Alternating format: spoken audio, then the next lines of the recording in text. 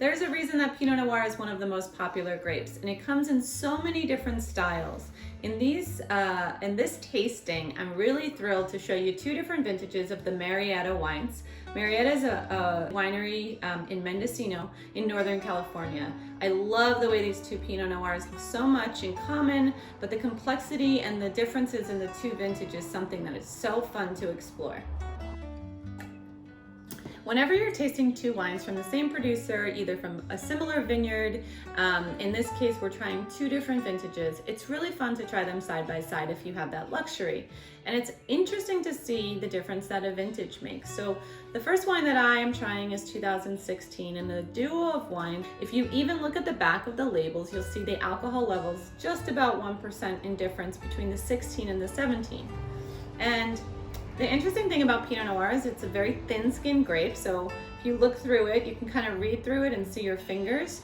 You might also notice that this one is slightly hazy. It looks as if you took your fingers and you put them on the glass and there's a little bit of like spotting. That's really normal, and it's very interesting. It means that the wine was unfined and unfiltered.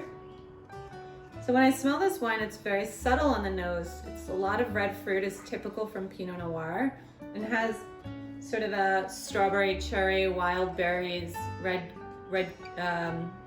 cherries. Pinot Noir is one of those floral grapes, so you often get like this potpourri or dried flowers, rose petals, violets, really elegant, if you will, in the nose. So some people would say even perfumed. And when you take a sip, that's when you know you're drinking Pinot Noir. I love the way it makes your mouth salivate. It's really nice, tart acidity. And the tannins are so smooth, so it's almost like silky. It's a great wine. I hope you like it.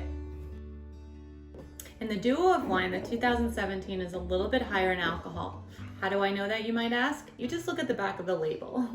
Nothing scientific there, but it's interesting because we have the same producer in the same vineyard, and yet there's an extra degree in alcohol in the 17. So probably what you can infer from that is that the vintage was a little bit warmer, and as a result we should expect some of those like warming or intensity of flavor or ripeness of fruit to come through on the nose. So let's go ahead and check.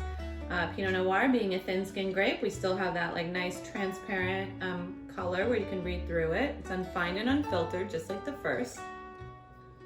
And yeah, you definitely feel that the fruit is a little bit more intensified, almost slightly dried, maybe a little bit riper than the first. I get the classic potpourri and rose petals, but I also have a slightly herbaceous quality, almost like a really nice dried herbal, maybe marjoram, tarragon, something along those lines. I love when Pinot Noir tastes like as if you take a bowl of fresh cherries and fruit and you just grate some lemon or orange zest on it. So it's like this ability to have ripeness but also be so fresh and refreshing. And yes, the palate is smooth, maybe a little bit more dried fruit. We have that silky texture, we have that bright fresh finish.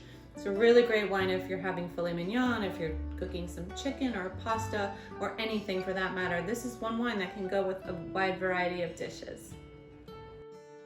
Thank you for tasting along with me. It's so fun to introduce you to new wines. These Pinot Noirs, the 2016 and 17, have a lot in common, and it would be a great idea to have a dinner party and to serve these two side by side.